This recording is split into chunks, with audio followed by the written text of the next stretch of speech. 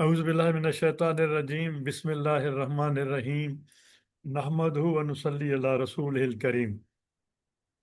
We had start a discussion on the subject of Khums, but in its background, we had to understand certain concepts about taxation and also different aspects which have been discussed in Quran, the purpose of taxation of each type of taxation, and then the objectives and the way it has been, in fact, actually practically used in history. So these are the points which came up, and then I had said that after starting with Quran, we will discuss the history and we will discuss certain fiscal aspects, and then we'll come back to Quran again. So in this regard, I had selected a couple of ayat. In one ayat, that is ayat number 1 of Surah 8, the phrase, word Al-Anfal has been used. And then Allah subhanahu wa ta'ala in that ayat number 1, Surah 8, is not talking about, is not telling us about any sharing, but it simply says that infal, al-infal, it means all the anfal are lillah wa rasul. Anfal, so far as anfal is concerned.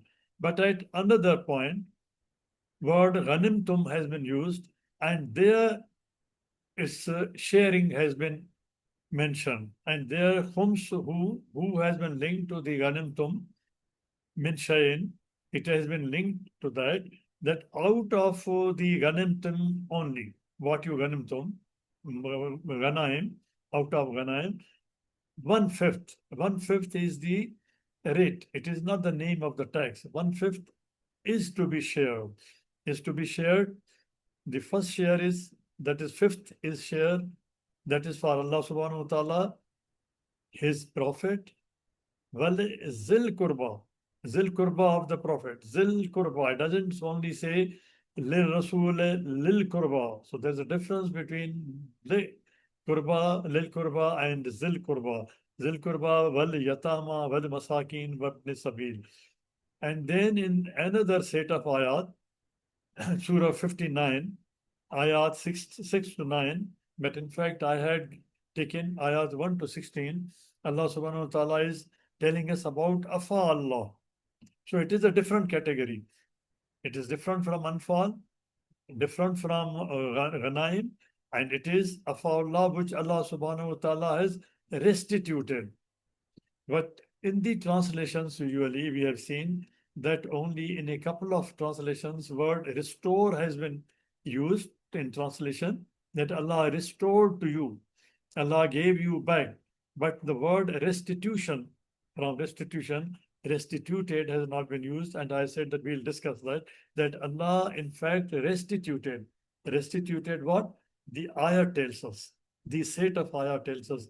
Those people who had immigrated, who had left Makkah or any other place in the way of Allah, they had migrated to Medina, or they had gone to Ethiopia or to some other place, and they left behind not only their homes, their children, their wives, their other properties, but they had physically left behind everything. So in Allah subhanahu wa ta'ala says that I restituted everything, all of those and even more. So these are three things which we have to understand. But with Afa'ullah, Allah subhanahu wa ta'ala is using a different terminology. With Ghanimtum, it is tangible, min shay. But here, Afa'ullah, Allah Ta'ala restituted, Allah Ta'ala restituted honor. Allah Ta'ala restituted power. Allah Ta'ala restituted non-tangible things. Allah restituted all the tangible things, all the properties that left. So in that case, the statement is, Afa Allah Allah Rasulihi. Allah restituted it on the Prophet. His honor, his power, his belongings, everything, his reputation, everything. And then everything which was taken from the Ahl al-Qura, not just min shayin, anything which was taken from the people of the Qura, people of the town, people of the territory, people of the land. And then here again, it says that it is for Lillah, wal Rasul, wal Zil Qurba, wal Yatama, wal Masakin, wabni Sabil. Now, in this case here, word Khums who has not been used. In the with the Ghanaim word Khums who has been used, but in this case, Afawullah, their Khums has not been mentioned. It means that the distribution can be much more or even all of it, maybe even 100%. Because the purpose is mentioned that this is being done so that the rich people should not always remain rich and the poor should not always remain poor. There should be movement of property, wealth, income in the Islamic economics. It depends upon circulation of money, circulation of all income, circulation of even exchange of wealth. It should change hands. These are the principles. So in these principles, another category here in this ayat number 8 of 59 has been mentioned that it is specifically for the masakin, for the fukara of the muhajirin, lil fukara il muhajirin. And it has been specified those allazina who were expelled from their abodes, from houses, from their homes, from their towns, and their wealth also. So it is specifically for them. So while dealing with the subjects under these ayat, we have to take all these things into consideration. But in the tafasir, we usually find as if all these ayat have been lumped together and it is talking only about khums, and that is also khums applied across the table on everything. It is not like that.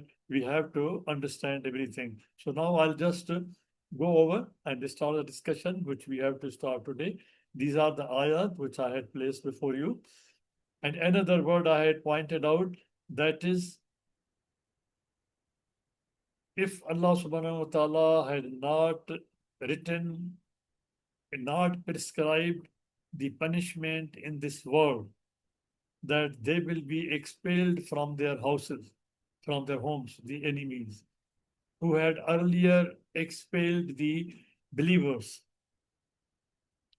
There would have been different types of azab. There could have been other things also. But here, one thing has been mentioned that this is also out of punishment that this has been meted out to them. And in this connection, there is the vocabulary has been explained that since they had immigrated, the believers were made to immigrate. Now the tables have turned, and these people who had committed excesses, now they have been made to leave their houses and leave their properties. Now, when we are dealing with this subject and dealing with these points, then a specific set of legal points, legal theories comes up. That will in fact lead us to the concept of taxation and the purpose of taxation and how the tax has to be applied. Now, from here, we start the discussion. So far, I have only recapitulated what we discussed last time. Now, from here, we start the discussion that tax is a compulsory contribution.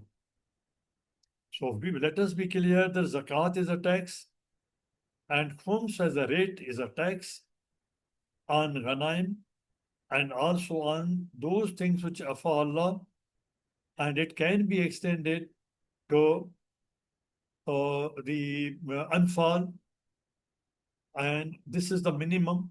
It can be extended. Like zakat, 2.5% is the minimum. But the concept which we are discussing is that tax is compulsory. People still give affidavits to the banks. If you take the example of Pakistan, they give a certificate to the bank that uh, uh, it depends upon me whether I make a contribution or not. I will make a contribution according to my own faith and in whatever manner I like. Taxation is a compulsory rate which has been fixed by Allah subhanahu wa ta'ala in this case, and the Sunnah by the Prophet, peace be upon him. And in the worlds, in the countries, it is fixed under the Constitution. It is provided for under the Constitution, but its rates can vary under the law, under the SROs, under the ordinances. The tax is provided under the Constitution. Power of taxation is provided under the Constitution, but its rates and different types of taxes can vary under the law. So tax is compulsory to revenue levied by the sovereign. Tax is the sign of sovereignty. Now, when we'll go to specifically discuss the topic of Khums, there we will find that how the sovereignty was challenged, how the sovereignty was compromised, and how it ultimately destroyed the empires. So kindly keep these two things in mind. That tax is a compulsory contribution under Quran. Whatever tax Allah subhanahu wa ta'ala has provided or the state provides for, it is compulsory for the revenue and it is the sign of sovereignty. Keep this in mind. And then there is another golden principle in taxation. It is understood and it is believed, it is accepted in the world, in the taxation systems, that the states can and the states should, and the citizens should pay. If the states tax, the citizens should pay to the extent till it hurts. What is this meaning? Does Quran say anything about it? Quran doesn't say the same. It's not a translation of any verse in Quran that give the tax till it hurts you. The point is that give the tax even if it hurts you. You have to give the khums, you have to give the ushur, you have to give the zakah, even if it hurts. But here, the use still has been used. And still we find that in Quran also there is a similar provision. What is that? Yes, alunaka ma yunfikun. And Allah subhanahu wa ta'ala says, tell them, afu. Kulul afu. Spend whatever is surplus. So this phrase, which has been interpreted by the Supreme Courts and taxation authorities around the world, in the taxation systems around the world, is that this phrase means give the tax, levy the tax to the extent that it draws the surplus.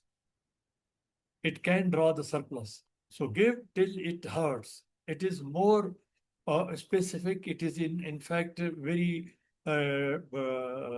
difficult in the taxation systems of the world, but Quran has made it very easy. Allah subhanahu wa ta'ala has made it very easy that you decide yourself that whatever is surplus, before it hurts you, you should not hurt yourself. Without hurting yourself, whatever is surplus, you give it. This is the principle of taxation. And same applies to khums or ushur or 2.5% of zakat. These are the minimums. The state can raise it, can increase it. Fair and just taxation system, equitable to all citizens. But we will see when we discuss the khums particularly, we will find that how it was made inequitable. It was made unjust. And it was not equal for all citizens. These are the points which you kindly note down and we will discuss there. And then for redistribution, the purpose of taxation is redistribution. But you will see that in case of Khums particularly Khums, it was levied in the manner that it amassed wealth, accumulated wealth in a few hands, and it was not redistributed in the distributed in the manner that it should have ensured full or maximum redistribution of income and wealth. Now, redistribution of income and wealth both. These are the objectives which the taxation system has to achieve. But is Zakat achieving it today? Is Khums achieving it today? And in most of the countries, even Ushur is not being applied. We say Khums only for Anfal, for example, for Ghanaim, for what of Allah. But in Bible, we find that in some cases, in Torah, we find in some cases, it was Ushur which was in fact used in place of Khums, that it was 10%. Or Khums was made then 20%. So it can be reduced, it means it could be reduced at that time or it could be increased at that time. For public purposes, Allah subhanahu wa ta'ala has himself mentioned the heads of distribution. Fukara, Muhajirin, and so many some categories. So there is a public purpose. And even in the distribution of 80%, which was given at the time to the people who were maintaining armies, because there were no standing armies, and they had to maintain the horses, they had to maintain the equipment they were given. That was a public purpose. Therefore, the total entire purpose of taxation is public purpose. But unfortunately, Khums particularly, and even the institution of Waqf, both of them historically in history, in almost all the empires were used against public purpose. And that is why we are facing this situation. We went into we were colonized, we went into slavery. When we discuss this, it will emerge, it will come up before us. Taxation system demonstrates sovereignty. Besides sovereignty, it also demonstrates one thing more. The taxation law of any country. It is the test of civility. How much it is civil. Are they taxing beyond or over and above what the people can give? Are they taxing up to the level of up to the level that it is hurting? In what manner the tax is collected? Is the citizen, for example, in America, you claim respect, honor. You proudly say that I'm a taxpayer. This is a sign of civility. The taxpayer has certain rights, but there are countries, third world countries, that even though you pay the tax, you are not given respect. There's no civility. Now, I will not go into these details, that who has the taxation powers, but I have only mentioned that, for example, religious tax, Allah has mentioned, and then the Constitution takes care of this. Then are different types of Khums as a royalty, Khums as a tax, Ushur as a tax, income tax, and so many types of taxes. And then there are certain rates also, but unfortunately, we have been using sometimes Khums as a tax, although it is a rate. Ushur is a rate, but we have been using it as a name of a tax. Now, these are different categories, different classifications. You can go into these details. Now, these subjects, the subject of tax, deals with the subjects which we have identified in the ayat which I have placed before you. Surah 8, Ayat 1, Surah 8, Ayat 41, Surah 59, Ayat 6 to 9, or 1 to 16. These subjects are dealing with not only The technical terms like anfal or ghanaim or afala, fair, these are dealing with resources. Resources is the subject of text. These are dealing with resources. I'll define this again. These are dealing with assets, and in each case, the tax gives it a different treatment. When you treat it as a resource, the tax will treat it differently. When you declare it as an asset, the tax will deal with it differently.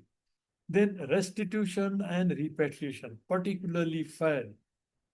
This is restitution, but this has been not discussed at all. Under the Islamic system of taxation,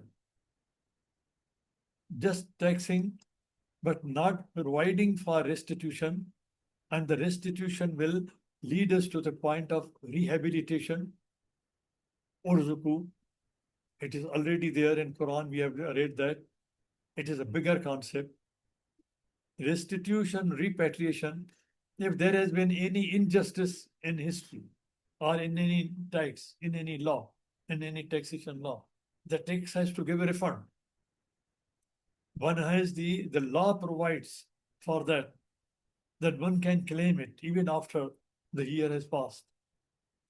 Restitution and repatriation of property, and not only property, but heritage. At one place in Surah 841, the word min shay'in has been used. But in another ayat, 6 of 59, min ahl al-Qura, anything which has been obtained from them, which has been returned from them, which has been made to return from them, it includes the heritage also, the legacy also, the intangible things like honor also, reputation also, it has to be restituted, which was taken forcefully during conflicts or occupation. Now there is an international law. Quran had provided international law at the time in these ayah. If there was some excess was committed upon somebody, and he or she had left the home, left the property, he does not lose the right. The first thing which the state has to do when the Islamic State is established, even before the establishment of Islamic State in Medina, the state was not yet established. It was a community, Ummah, in Medina. The ayat came and this was enforced. This has to be enforced on priority. If anybody has been hurt during conflict or occupation, the restitution, restoration has to be provided. Law of qasas, people say that tooth for tooth is law of qasas. It is not law of qasas. Nafs for nafs is not law of qasas. Qasas means to conclude in such a manner that the things have been restituted. So there are two parts. One is restorative justice and the other is the retributive justice. These two things together, retributive justice and restorative justice, when they combine and they assure that the justice has been done in the final form, now there will be no conflict remaining, then it is qasas. Otherwise, it is not qisas. Conflict and occupation involves social, moral, and legal aspects. But we don't consider these things. It requires integration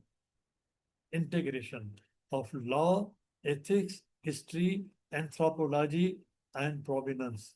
Now, kindly, when we come to discuss Khums or push or zakat, keep this in mind. Did we take all these things together? Do we find even today by research anything behind the philosophy behind that, the way it was collected and it was implemented? To bridge the material and this is from one scholar and expert legalist. So I'm not going into this quote, but it's very important. This is the reference also from University of Glasgow. Now, I had mentioned last time that these ayat which you have, to which I have referred, ayat number 8, 1 of 8, 41 of 8, and 6 to 9 of 59. They are mentioning of evacuee property, and then the concept was developed into enemy property. The world has made these laws, but unfortunately, when Allah subhanahu wa ta'ala had sent this law to us, this message to us, we did not provide the benefit to the world. Now the laws in the world are not derived from Islamic law, from Quran. They have been derived from the Western law, and they are being implemented as the Western laws. Otherwise, these were provided by Allah subhanahu wa ta'ala. But now these countries around the world, they have made their own laws for evacuee property, and they have made progress to the enemy property. For example, ayat number 6 of Surah 59. But we have not discussed it like that. We have not discussed in the legal background. And geopolitically, these situations, these legal provisions have been changed over time. Wartime arrangements were given legal framework, and they were enacted into laws. We had laws for the wartime given in Quran, and we have the laws for implementing after the war and during the peacetime, but we have not enacted them. We have not converted Sharia of Quran into the positive law. People talk of Sharia. Yes, Sharia is there in Quran, but so far Sharia law is there, it has not been made. When the positive law is made by the parliament, by the lawgiver, then only it can be implementable in the courts and the administrations can implement. We have not done that. You can examine it yourself.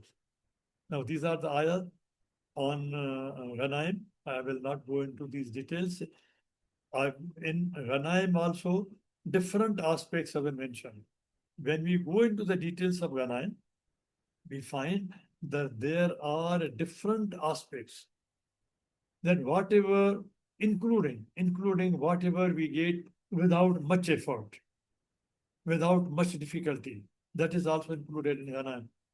For example, if there is a windfall profit, there is a windfall gain, which I did not use any horses, any tanks, any ammunition. I did not go to the battlefield. Then can we think what could be those properties, what could be those things which we get without these things? I'm just giving an example. The West is included. Entire Europe and America has included. The Western world has included even the inheritance. Whatever gain you get on the sale of property also, because you get it with easily, for which you are not made any effort. It is not your kasab. It is not your earning. It is subject to gain tax. So gain tax is also in the nature of something which we are calling Khums or Ushur or something like that. The concepts are there, but we have not extended. Can we extend the concept of Khums or Ushur to these things? And all these aspects in different meanings which are provided in Ghanimtum, whatever you get.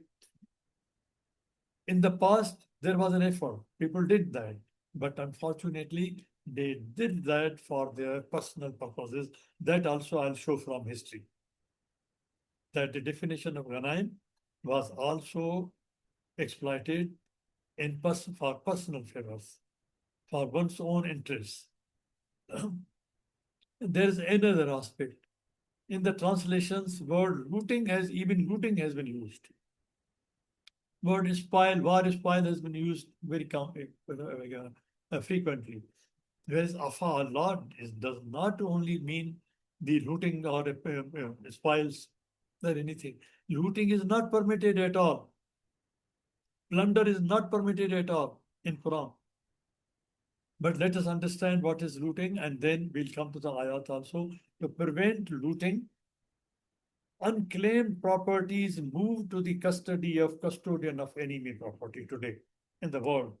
There's international law.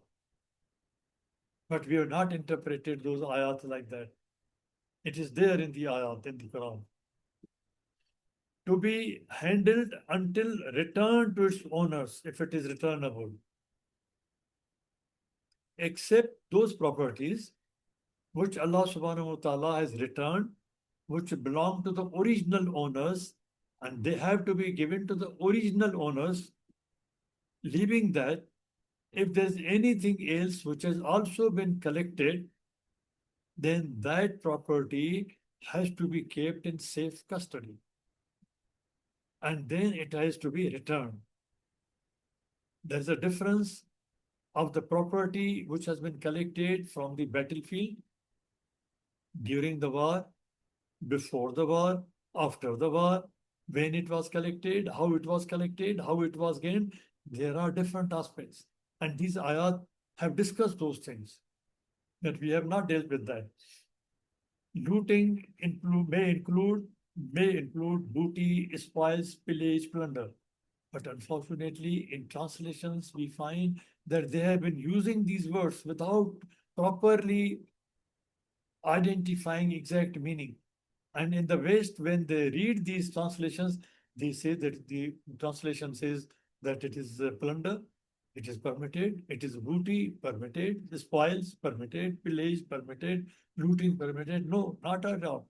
It is not allowed. There are rules for that.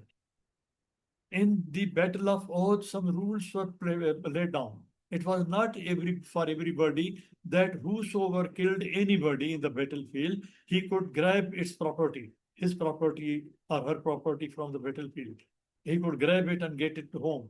No, it's not like that. He cannot be the master of selection and for taking it away. There are rules. Then who has to collect?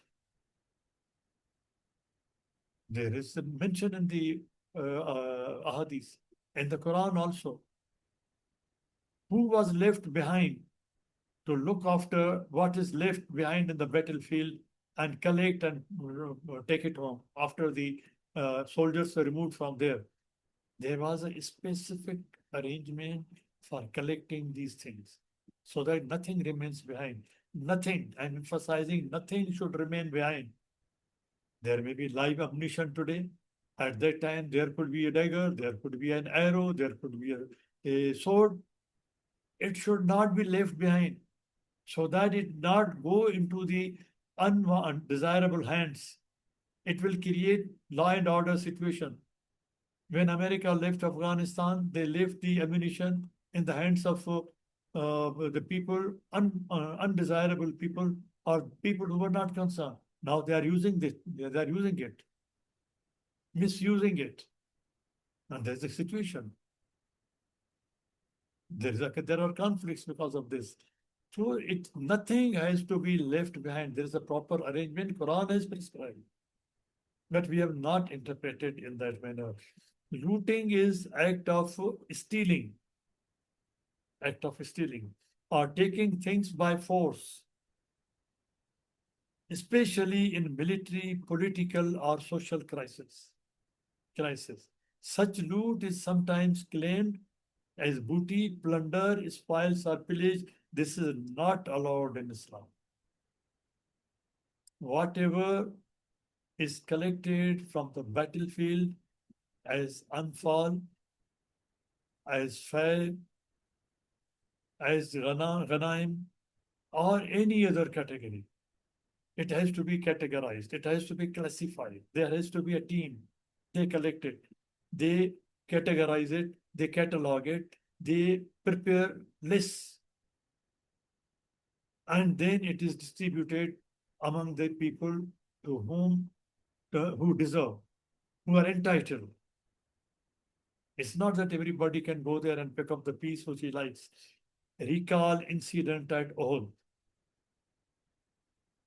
In Uhud, the Prophet, peace be upon him, had assigned duties that nobody will leave its place where he is when assigned the position to fight or defend.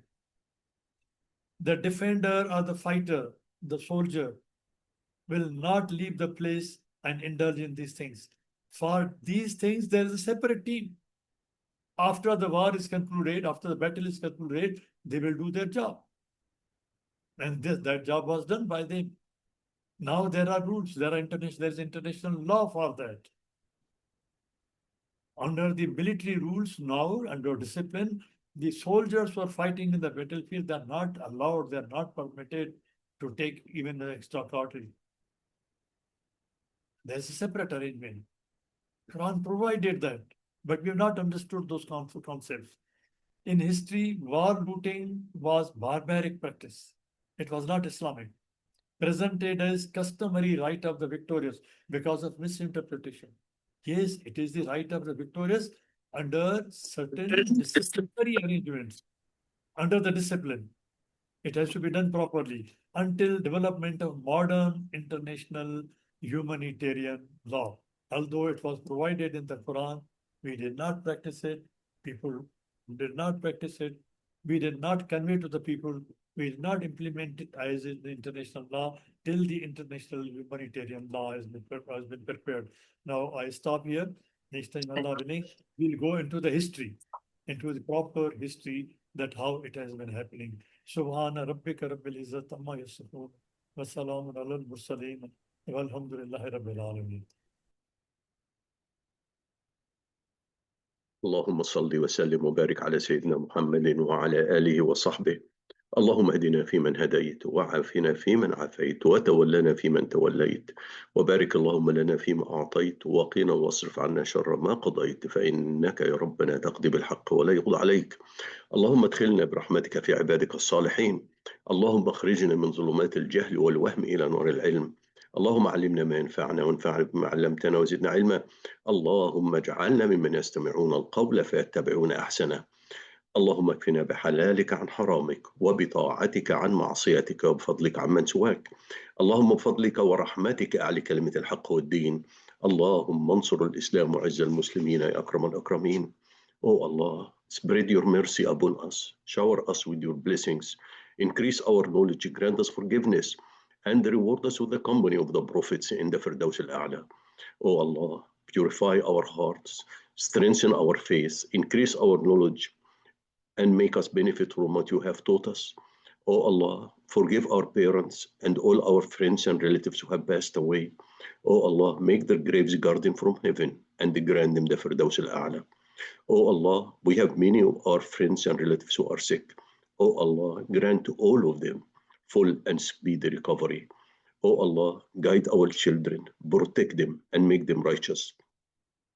Oh Allah, grant us the power and the ability that we may be grateful for the favors you have bestowed upon us and our parent, and that we may do righteous deeds that are pleasing to you. Oh Allah, we seek from you all of the good, whether we know it or we don't. And we seek your refuge from all evil, whether we know it or we don't. Oh Allah, we seek refuge in you from incapacity, from laziness, from fear, from greed, from poverty, and from the torment of the grave. Oh Allah, we have many of our brethren who are living under oppression and injustice. Oh Allah, heal their trauma, protect their helpless, and grant them lasting peace and prosperities. Oh Allah, we ask with every name you have elected for yourself, that none of us leave this gathering, but his pains have been relieved, his worries have been removed, his debts have been paid, his weaknesses have been concealed, his sins have been forgiven, and his needs have been fulfilled. سبحان الله وبحمده عدد خلقه ورضا نفسه وزنة عرشه ومداد كلماته. سبحان الله وبحمده عدد خلقه ورضا نفسه وزنة عرشه ومداد كلماته. سبحان الله وبحمده عدد خلقه ورضا نفسه وزنة عرشه ومداد كلماته. والعصر إن الإنسان لفي خسر إلا الذين آمنوا وعملوا الصالحات وتواصوا بالحق وتواصوا بالصبر. وآخر دعوانا أن الحمد لله رب العالمين والصلاة والسلام على خير المرسلين. اللهم صل وسلم وبارك على سيدنا محمد وعلى آله وصحبه والسلام عليكم ورحمة الله وبركاته.